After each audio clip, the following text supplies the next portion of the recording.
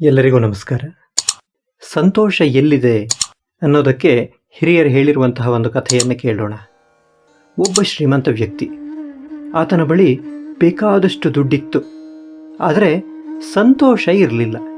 ಸಂತೋಷಕ್ಕಾಗಿ ಬೇರೆ ಬೇರೆ ಊರುಗಳಿಗೆ ಹೋದ, ಬೇರೆ ಬೇರೆಯ ವಿಷಯಗಳನ್ನು ಅನುಭವಿಸಿ ನೋಡಿದ, ಯಾವುದರಲ್ಲೂ ಸಂತೋಷ ಸಿಗಲಿಲ್ಲ.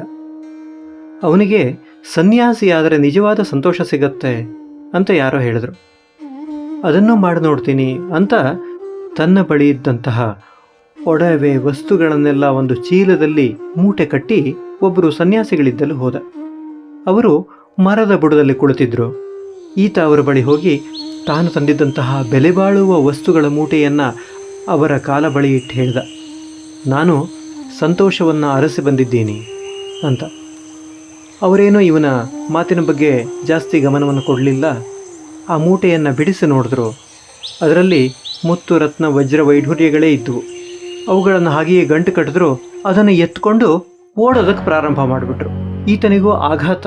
ನಾನು ಸನ್ಯಾಸಿಗಳು ಅಂತ ಇವರ ಬಳಿ ಬಂದರೆ ಇವರು ಕಳ್ಳ ಸನ್ಯಾಸಿಗಳಾಗಿಬಿಡೋದೆ ಅಂತ ತಕ್ಷಣವೇ ಎದ್ದು ಅವರ ಹಿಂದ್ಗಡೆ ಬೆನ್ನಟ್ಟಿಕೊಂಡು ಓಡೋದಕ್ಕೆ ಪ್ರಾರಂಭಿಸಿದ. ಅವರಾದರೂ ಯೋಗ ಸಾಧನೆಯನ್ನು ಮಾಡಿ ತುಂಬ ಚುರುಕಾದ ದೇಹವನ್ನು ಹೊಂದಿದವರು, ಜೋರಾಗಿ ಓಡ್ತಾ ಇದ್ದರು. ಈತನ ಬಳಿ ಅಷ್ಟು ಜೋರಾಗಿ ಓಡೋದಕ್ಕೆ ಆಗ್ತಿರ್ಲಿಲ್ಲ. ಆದರೂ ಅವರನ್ನು ಬೆನ್ನಟ್ಟುಕೊಂಡು ಸುಮಾರು ದೂರ ಹೋದ. ಅವರಿನ್ನೇನು ಸಿಕ್ಕೇ ಬಿಡ್ತಾರನ್ನಷ್ಟೊತ್ತಿಗೆ ತಪ್ಪಿಸ್ಕೊಂಡು ಮುಂದೆ ಹೋಗ್ಬಿಡ್ತಿದ್ರು.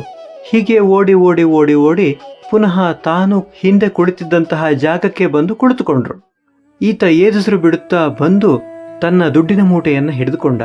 ತನ್ನ ಸಂಪತ್ತು ಪುನಃ ಸಿಕ್ಕಿತಲ್ಲ ಅಂತ ಅವನಿಗೆ ತುಂಬ ಸಂತೋಷವಾಯಿತು. ಆಗ ಸಾಧುಗಳು ಹೇಳಿದರು, ಈ ಸಂಪತ್ತು ಐಶ್ವರ್ಯಗಳು ಹಿಂದೆಯೂ ನಿನ್ನದೇ ಆಗಿತ್ತು, ಈಗಲೂ ನಿನ್ನದೇ. ಆದರೆ ಇದನ್ನು ಕಳೆದು ಮತ್ತೆ ಪಡೆದುಕೊಂಡಾಗ ನಿನಗೆ ಇದರಿಂದ ಸಂತೋಷ ಸಿಕ್ಕಿದೆ. ಸಂತೋಷ ಹೊರಗೆಲ್ಲೂ ಇಲ್ಲ, ನಾವು ಅದನ್ನು ಕಂಡುಕೊಳ್ಳಬೇಕು. ಇರುವಂತಹ ವಸ್ತುಗಳಲ್ಲಿಯೇ ನಾವು ಸಂತೋಷವನ್ನು ಕಂಡುಕೊಳ್ಳೋದು ಅತ್ಯಂತ ಮುಖ್ಯವಾದದ್ದು ಎನ್ನುವಂತಹ ಪಾಠವನ್ನು ಹೇಳಿದರು. ನಾವು ನಮ್ಮಲ್ಲಿರುವಂತಹ ಸಂಪತ್ತಿನಿಂದ ಸಂತೋಷವನ್ನು ನಾವೇ ಕಂಡುಕೊಳ್ಬೇಕು. ಸಂತೋಷವನ್ನು ಹೊರಗಡೆ ಅರಸಿದರೆ ಅದು ಸಿಗೋದಿಲ್ಲ. ಒಳಗಿನ ಸಂತೋಷವನ್ನು ಕಂಡುಕೊಳ್ಳುವುದೇ ಅತ್ಯಂತ ಮಹತ್ತರವಾದದ್ದು. ಧನ್ಯವಾದಗಳು.